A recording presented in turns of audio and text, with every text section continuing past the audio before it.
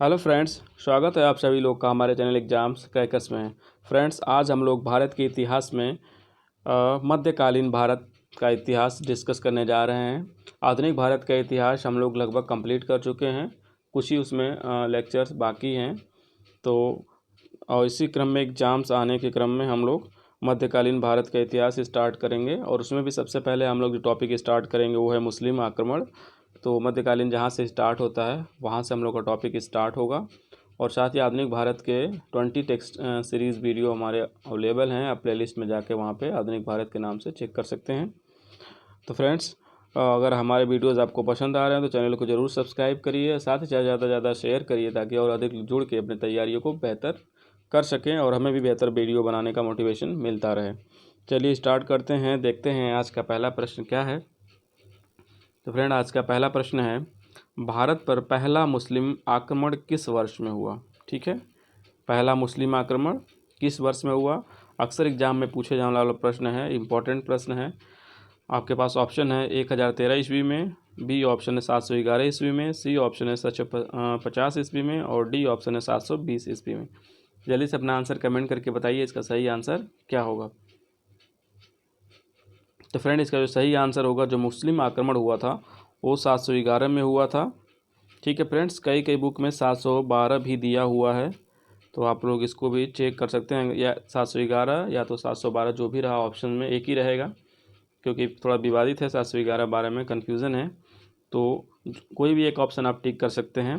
वैसे कई बुक्स में दिया है कि 711 में पहला मुस्लिम आक्रमण हुआ था, लेकिन वो सफल नहीं हो सका, वो सफल नहीं था, मुस्लिम हार गए थे और उनको वापस जाना पड़ा था। लेकिन 712 में मोहम्मद बिन कासिम के नेतृत्व में जो सफल आक्रमण किया गया था और वो प्रथम विजय प्राप्त की थी मुसलमानों ने 712 में।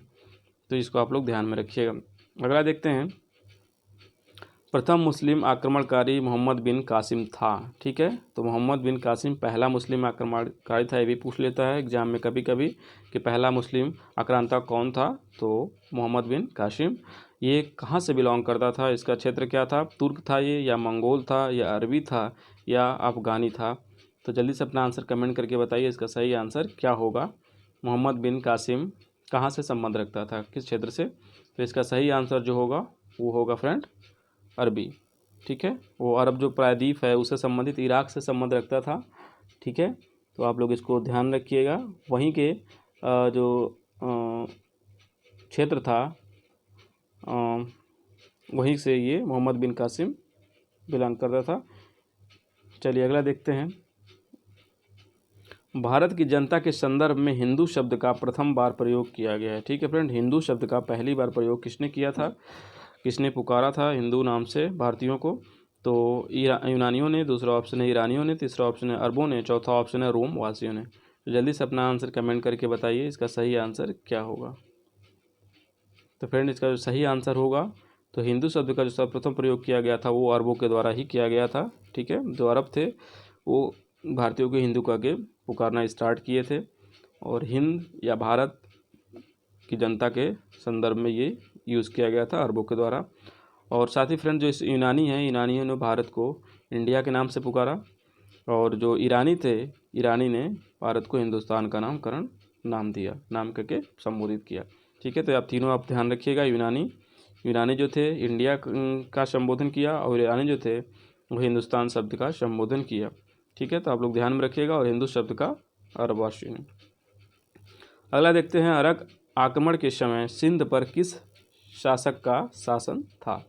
आपको बताना है, जब सिंध पर आक्रमण हुआ, जब मोहम्मद बिन कासिम ने आक्रमण किया था, वहाँ का शासक कौन था। आपके पास ऑप्शन है जयचंद, दूसरा ऑप्शन है दाहिर, तीसरा ऑप्शन है जयपाल, चौथा ऑप्शन है रसरा। तो जल्दी से अपना आंसर कमेंट करके बताइए इसका सही आंसर क्या होगा। तो फ्रेंड, इसका जो सही आंसर होगा वो होगा दाहिर। उस समय सिंध का शासक जो था वो दाहिर था, जिस समय मोहम्मद बिन कासिम ने 712 ईस्वी में सफल आक्रमण किया। तो ये भी एग्जाम में कई बार पूछा गया फ्रेंड, तो इसको इम्पोर्टेंट मान के चलिए, कई बार रिपीटेड क्वेश्चन है ये। अगला देखते हैं, महमूद गजनी का भारत पर पहला आक्रमण किस वर्ष हुआ। ठीक है फ्रेंड्स, महमूद गजनी मोहम्मद गजनी या महमूद गजनवी भी इसको कहा जाता है। इसका पहला आक्रमण भारत पर कब हुआ था?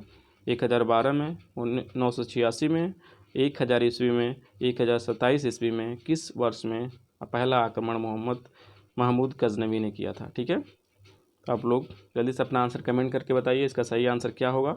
महमूद गजनवी ने भारत पर पहला आक्रमण कब किया था? तो फ्रेंड इसका जो सही आंसर होगा 1000 में पहला आक्रमण किया था महमूद गजनवी, और लास्ट आक्रमण इसका 1027 में हुआ था। ठीक है, तो दोनों आक्रमण, पहला आक्रमण 1000 में और जो आखिरी आक्रमण था जाटों के विरुद्ध 1027 में किया गया था। और साथ ही इसने 17 बार यहाँ पे आक्रमण किया था। ठीक है, 17 बार 1000 और 1027 के बीच इसने भारत पर आक्रमण किया। चलिए अगला देखते हैं। निम्न में से कौन चंदेल शासक महमूद गजनवी से पराजित नहीं हुआ? ठीक है फ्रेंड्स, आपके पास ऑप्शन है धंग, दूसरा ऑप्शन है जयपाल, तीसरा ऑप्शन है जयशक्ति, चौथा ऑप्शन है विद्याधर। तो जल्दी से अपना आंसर कमेंट करके बताइए, इसका सही आंसर क्या होगा।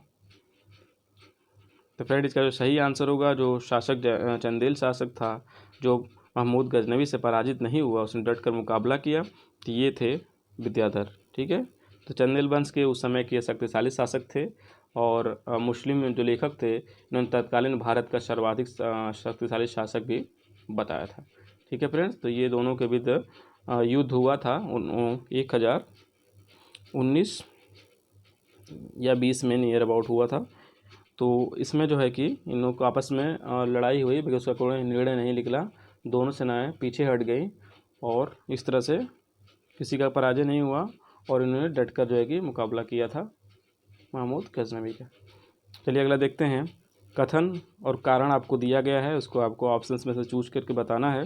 कथन है महमूद गजनी ने भारत पर 17 बार आक्रमण किए। दूसरा कारण है वह भारत में अस्थायी मुस्लिम शासन की स्थापना करना चाहता था। तो जल्दी से अपना आंसर कमेंट करके बताइए कि 17 बार आक्रमण किया था और अस्थायी शासन भी स्थापना करना चाहता था। आपके पास ऑप्शन है कथन और कारण दोनों सही है। कारण कथन की व्याख्या सही कर रहा है, कथन और कारण दोनों सही है, लेकिन कारण जो है कथन की सही व्याख्या नहीं है। कथन और कारण दोनों सही है, कथन और कारण दोनों गलत है। जल्दी से अपना आंसर कमेंट करके बताइए, इसका सही आंसर क्या होगा। तो फ्रेंड इसका जो सही आंसर होगा वो होगा ऑप्शन, इसका ऑप्शन होगा फ्रेंड्स, इसका जो सही ऑप्शन होगा, ऑप्शन सही है फ्रेंड, ऑप्शन सी। ठीक है, कथन इसका सही है, महमूद गजनी ने भारत पर 17 बार आक्रमण किए, लेकिन जो इसका अस्थाई मुस्लिम शासन की स्थापना है ये गलत है, क्योंकि वो केवल लूटपाट के उद्देश्य से ही भारत पर आक्रमण कर रहा था, न कि अस्थाई शासन की स्थापना के लिए। तो इसका कारण इस हिसाब से गलत हो जाएगा और कथन जो है सही हो जाएगा। अगला प्रश्न देखते हैं। महमूद गजनवी का दरबारी इतिहासकार कौन था? ठीक है, महमूद गजनवी जो था उसका दरबारी इतिहासकार कौन था? दरबारी पूछ रहा है, आपको ध्यान रखना है। आपके पास ऑप्शन है हसन निजामी, दूसरा ऑप्शन है उतबी, तीसरा ऑप्शन है फिरदौसी, चौथा ऑप्शन है अलबरूनी। तो जल्दी से अपना आंसर कमेंट करके बताइए, इसका सही आंसर क्या होगा। दरबारी इतिहासकार पूछ रहा है, तो फ्रेंड इसका दरबारी जो इतिहासकार था वो था उतबी। ठीक है, अलबरूनी ऑप्शन नहीं होगा। ये सारे जो कवि हैं ये इसी के दरबार के हैं, लेकिन जो उतबी था वो दरबारी इतिहासकार था। ठीक है फ्रेंड्स, चलिए अगला देखते हैं। महमूद गजनी के साथ भारत आने वाला प्रसिद्ध इतिहासकार कौन था? आपके पास ऑप्शन है फरिश्ता, इब्ने बतूता, अलबरूनी, हसन निजामी। तो जल्दी से अपना आंसर कमेंट करके बताइए, इसका सही आंसर क्या होगा। महमूद गजनी के साथ भारत आने वाला प्रसिद्ध इतिहासकार, जिससे बहुत बार क्वेश्चन पूछे गए हैं, कई बार रिपीट किया गया है, तो इसका सही आंसर होगा अलबरूनी। अलबरूनी भारत आया था गजनी के साथ। ठीक है फ्रेंड्स, और ये प्रथम मुस्लिम इतिहासकार था जो यहाँ पे आया था, और साथ ही इसने कुछ महत्वपूर्ण किताबें भी लिखी थी, जैसे किताब उल हिंद, जिससे भारत की सांस्कृतिक और सामाजिक स्थिति का पता चलता है। और कभी कभी फ्रेंड पूछ लेता है कि इनमें से कौन है जो महमूद गजनी का दरबारी कभी नहीं था या दरबार में नहीं रहता था, तो ये भी आप लोग ध्यान में रखिएगा। ठीक है, हसन निजामी, उतबी, फिरदौसी, ये सारे जो है कि महमूद गजनी के दरबार में ही रहते थे, तो ये थोड़ा विद्वानों से प्रेम करता था और विद्वान भी था, तो आप लोग इसको ध्यान में रखिए, कई बार ये भी पूछा गया है। निम्नलिखित कथनों में से कौन अलबरूनी के संबंध में सही नहीं है? ठीक है, आपके पास ऑप्शन है वह एक धर्मनिरपेक्ष लेखक था, दूसरा ऑप्शन है उसका ग्रंथ उस समय के जीवंत भारत से प्रभावित था। तीसरा है वह संस्कृत का विद्वान था। और चौथा है वह त्रिकोणमिति का विशेषज्ञ था। तो जल्दी से अपना आंसर कमेंट करके बताइए इसका सही आंसर क्या होगा। ठीक है फ्रेंड्स, इसका सही आंसर आपको बताना है, इसका सही आंसर क्या होगा। तो फ्रेंड इसका जो सही आंसर है वह एक धर्मनिरपेक्ष लेखक था। यही एक गलत है, क्योंकि धर्मनिरपेक्ष नहीं था, उसका झुकाव कहीं न कहीं इस्लाम की तरफ था। तो वो जो विवरण लिखा है तो कहीं न कहीं वो प्रभावित है अपने जो शासक थे उनसे। और बाकी उसका ग्रंथ भारत के जीवंत भारत से प्रभावित था और वो संस्कृत का विद्वान था। ठीक है फ्रेंड्स, तो वो संस्कृत का विद्वान था, उसने यहाँ पे भारत में रह के संस्कृत सीखा और कई जो है कि ग्रंथों का अध्ययन किया। और साथ ही वो त्रिकोणमिति, खगोल और विज्ञान, भूगोल, तर्कशास्त्र और औषधि विज्ञान, साथ ही गणित से भी वो संबंध रखता था और वहाँ पे वो विद्वान व्यक्ति था। तो ये बहुत ही विद्वान व्यक्ति था और आपका जो ऑप्शन होगा वो होगा एक धर्मनिरपेक्ष लेखक। बाकी ऑप्शन इसके सही है। अगला देखते हैं, निम्नलिखित में से मध्य एशिया के किस शासक ने 1192 में उत्तर भारत को जीता। ठीक है फ्रेंड्स, 1192 में उत्तर भारत को जीता। आपके पास ऑप्शन है महमूद गजनवी, दूसरा ऑप्शन है शहाबुद्दीन मोहम्मद गौरी, तीसरा ऑप्शन है चंगेज खान, चौथा ऑप्शन है मोहम्मद बिन कासिम। जल्दी से अपना आंसर कमेंट करके बताइए उत्तर भारत को जीतने वाला पहला जो शासक था मध्य एशिया का। ठीक है फ्रेंड्स, ये कौन था। तो ये मोहम्मद गजनी और मोहम्मद गौरी दोनों तुर्क थे। आप लोग ध्यान में रखिएगा, ये भी पूछ लेता है, क्योंकि जो हम लोग स्टार्ट में पढ़े थे मोहम्मद बिन कासिम वो अरबी था, लेकिन महमूद गजनवी जो था वो तुर्क था। तो इसका जो सही आंसर होगा 1192 में मोहम्मद गौरी ने पृथ्वीराज चौहान को हराकर उत्तर भारत में इस्लाम शासन की स्थापना की थी। ये एग्जाम में बहुत इंपॉर्टेंट है फ्रेंड। ये तराइन का द्वितीय युद्ध था जिसमें मोहम्मद गौरी ने पृथ्वीराज चौहान को हराकर अंततः भारत में जो है कि मुस्लिम सत्ता को स्थापित किया था। तो ये एग्जाम में कई बार पूछा है, अक्सर पूछा है, तो आप लोग इसको ध्यान में रखिएगा। 1192 तराइन का द्वितीय युद्ध, मोहम्मद गौरी ने पृथ्वीराज चौहान को हराकर मुस्लिम सत्ता की स्थापना की थी। अगला देखते हैं, पुराणों का अध्ययन करने वाला प्रथम मुसलमान था। ठीक है फ्रेंड्स, पुराणों का अध्ययन करने वाला पहला मुसलमान व्यक्ति कौन था। आपके पास ऑप्शन है अलबरूनी, दूसरा ऑप्शन है दारा सिको, तीसरा ऑप्शन है कादिर बदायूनी और चौथा ऑप्शन है फिरदौसी। जल्दी से अपना आंसर कमेंट करके बताइए इसका सही आंसर क्या होगा। तो फ्रेंड इसका जो सही आंसर होगा, पुराणों का अध्ययन करने वाला प्रथम मुसलमान था अलबरूनी। ठीक है, अभी हम लोग डिस्कस कर चुके हैं। अलबरूनी जो था वो भारत आके इसने संस्कृत सीखी। संस्कृत का अध्ययन करने के बाद उसने जो है कई रचनाओं का जो है कि अध्ययन किया और साथ ही जो है इसने पुराणों का भी अध्ययन किया। और जो हमारे प्रसिद्ध लेखक और विद्वान थे ब्रह्मगुप्त, बलभद्र और बराहमिर, इनकी रचनाओं का भी इसने कई जगह अध्ययन किया है। ठीक है, तो जल्दी से जो है कि अपना आंसर इसका कमेंट करके बताइए इसका सही आंसर क्या होगा। चलिए देखते हैं अगला प्रश्न। किसने एक तरफ संस्कृत मुद्रा लेख के साथ चांदी के सिक्के निर्गत किए। ठीक है फ्रेंड्स, तो संस्कृत एक तरफ संस्कृत मुद्रा लेख था और दूसरी तरफ अरबी में खुदा कलमा था। ठीक है, ऐसे सिक्के निर्गत करने वाला शासक कौन था। कुतुबुद्दीन ऐबक, मोहम्मद बिन कासिम, मोहम्मद गौरी, मोहम्मद गजनवी।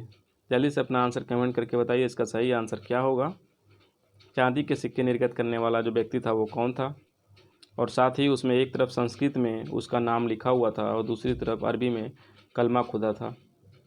जिसका सही आंसर होगा मोहम्मद गजनवी। मोहम्मद गजनवी ने जो चांदी के सिक्के चलाए थे, ठीक है फ्रेंड्स, तो उसमें एक तरफ संस्कृत में लिखा हुआ उसका नाम था और उससे संबंधित उपाधि थी और दूसरी तरफ अरबी में लिखा हुआ कलमा था।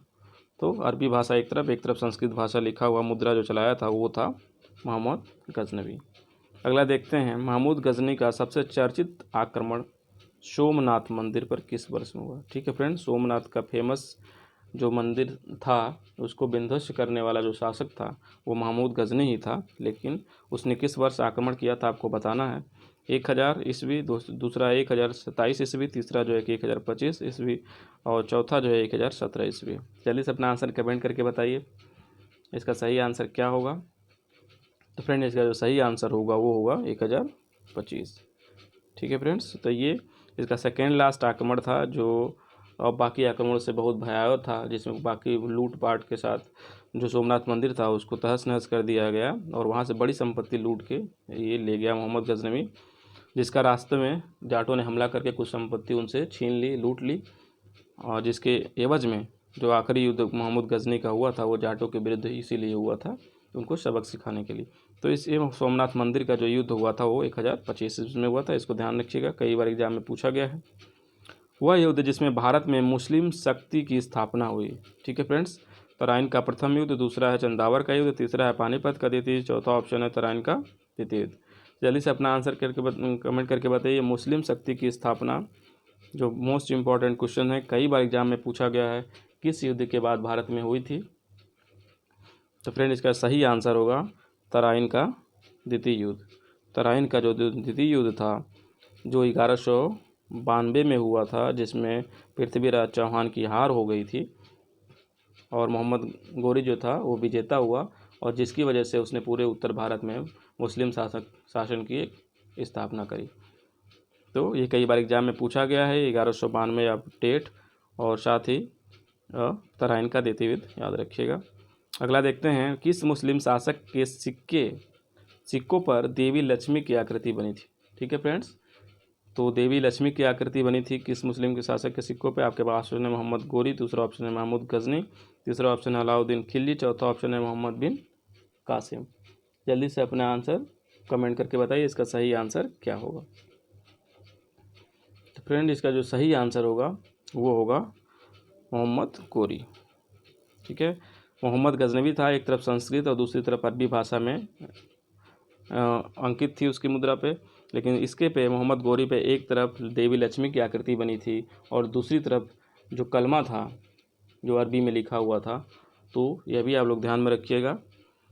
अगला देखते हैं, मोहम्मद गौरी के किस दास ने बंगाल एवं बिहार पर विजय प्राप्त की थी? ठीक है फ्रेंड्स, आपको बताना है किस दास ने मोहम्मद गौरी का जो दास था बिहार और बंगाल पे विजय प्राप्त की। आपके पास ऑप्शन है कुतुबुद्दीन ऐबक, दूसरा ऑप्शन है बख्तियार खिलजी, तीसरा ऑप्शन है मलिक काफूर, चौथा ऑप्शन है इल्तुतमिश। ठीक है फ्रेंड्स, तो ये प्रश्न को कई बार घुमा फिरा के भी पूछ लेता है, जैसे नालंदा विश्वविद्यालय का विध्वंस करने वाला कौन आक्रांता था? ठीक है, और चाहे विक्रमशिला विश्वविद्यालय को तहस नहस करने वाला कौन आक्रमणकारी था? तो इस तरह से भी इस प्रश्न को घुमा के पूछा जा सकता है। तो इसका सही आंसर जो होगा वो होगा फ्रेंड बख्तियार खिलजी। ठीक है, बख्तियार खिलजी ने 1202 ईस्वी में इसने आक्रमण किया था बंगाल और बिहार पे, जिसमें जो विक्रमशिला विश्वविद्यालय था, नालंदा वर्ल्ड फेमस विश्वविद्यालय था, उसको तहस नहस करने का कार्य इसी ने किया था, बख्तियार खिलजी ने ही। और साथ ही जो अगर कभी कभी पूछ लेता है फ्रेंड बंगाल का शासक, तो बंगाल का शासक उस समय जो है कि लक्ष्मण सेन था, ये भी आप लोग ध्यान में रखिएगा। अगला देखते हैं, भारत में मोहम्मद गौरी ने किस को प्रथम अक्ता प्रदान किया? ठीक है फ्रेंड्स, मोहम्मद गौरी ने किस को प्रथम अक्ता प्रदान किया था? अक्ता या इक्ता दोनों होता है फ्रेंड, इसका आप लोग ध्यान रखिएगा, दोनों एक ही चीज़ है, इक्ता प्रथा या अक्ता प्रथा। इक्ता प्रथा जो जिसको हम लोग जानते हैं कि मोहम्मद इल्तुतमिश ने इसको जो है कि शुरू किया था, लेकिन ये पहले से प्रथा चलती आ रही थी, इसको प्रशासनिक रूप देने का काम इल्तुतमिश ने किया। तो मोहम्मद गौरी ने ये एकता जो है कि सबसे पहले किसको प्रदान किया था? आपके पास ऑप्शन है कुतुबुद्दीन ऐबक, दूसरा ऑप्शन है बख्तियार खिलजी, तीसरा ऑप्शन है इल्तुतमिश, चौथा ऑप्शन है नसरुद्दीन कुबाचा। जल्दी से अपना आंसर कमेंट करके बताइए, इसका सही आंसर क्या होगा? प्रथम अक्ता जो प्रदान किया गया था मोहम्मद गौरी द्वारा वो कुतुबुद्दीन ऐबक को प्राप्त किया गया था, जो कि हरियाणा में एक क्षेत्र इसको प्रदान किया गया था। ठीक है फ्रेंड्स, तो पहले युद्ध जीतने खुशी में या फिर वेतन न देने की जगह एक प्रथा चलाई थी मोहम्मद गौरी ने। ये प्रथा एक्चुअली जो अरब क्षेत्र था वहाँ पे पॉपुलर थी, तुर्क और जो अरबी शासक थे वो ये प्रथा चलाते थे। तो वो प्रथा पहली बार मोहम्मद गौरी ने जो है कि यहाँ पे लागू तो नहीं की, लेकिन उसने शुरू की थी कुछ भागों में। तो इसने सबसे पहले कुतुबुद्दीन ऐबक को एक जो है कि एकता, एक जो है कि जागीर दी जो हरियाणा के क्षेत्र में थी। तो यही ये पहली जागीर थी जो भारत में इस मोहम्मद गौरी ने सबसे पहले कुतुबुद्दीन ऐबक को दी थी। ठीक है, और बाद में इसका जो प्रशासनिक रूप प्रदान किया गया था वो प्रदान किया गया था इल्तुतमिश के द्वारा। तो ये आप लोग ध्यान में रखिएगा, अगर प्रथम अक्ता प्रदान करने की बात आएगी तो कुतुबुद्दीन ऐबक और साथ ही मोहम्मद गौरी होंगे, लेकिन अगर एकता प्रथा किसने चलाई थी प्रशासनिक तरीके से तो वो इल्तुतमिश होगा। चलिए अगला देखते हैं, पृथ्वीराज चौहान ने किस युद्ध में मोहम्मद गोरी को बुरी तरह से परास्त किया? ठीक है, मोहम्मद गोरी को परास्त किया पृथ्वीराज चौहान ने, वो भी किस युद्ध में आपको बताना है। ऑप्शंस आपके पास चंदावर का युद्ध, दूसरा है पाटन का युद्ध, तीसरा है तराइन का युद्ध, चौथा ऑप्शन है तराइन का द्वितीय युद्ध। तो जल्दी से अपना आंसर कमेंट करके बताइए इसका सही आंसर क्या होगा। तो फ्रेंड इसका जो सही आंसर होगा, जो मोहम्मद गोरी को परास्त किया गया था पृथ्वीराज चौहान द्वारा, तो तराइन का प्रथम युद्ध था। ठीक है फ्रेंड, जो 1191 में हुआ था। ये भी आप डेट ध्यान रखिएगा, डेट भी पूछ लेता है। 1191 ईस्वी में तराइन का प्रथम युद्ध हुआ था, जिसमें पृथ्वीराज चौहान ने मोहम्मद गोरी को हराया था। लेकिन 1192 जो तराइन का द्वितीय युद्ध हुआ, उसमें मोहम्मद गोरी ने पृथ्वीराज चौहान को हराकर मुस्लिम सत्ता स्थापित की थी। ठीक है, चंदावर का युद्ध फ्रेंड्स ये जयचंद और मोहम्मद गौरी के बीच हुआ था। पाटन का युद्ध भीम द्वितीय और जो है कि मोहम्मद गौरी के बीच हुआ था।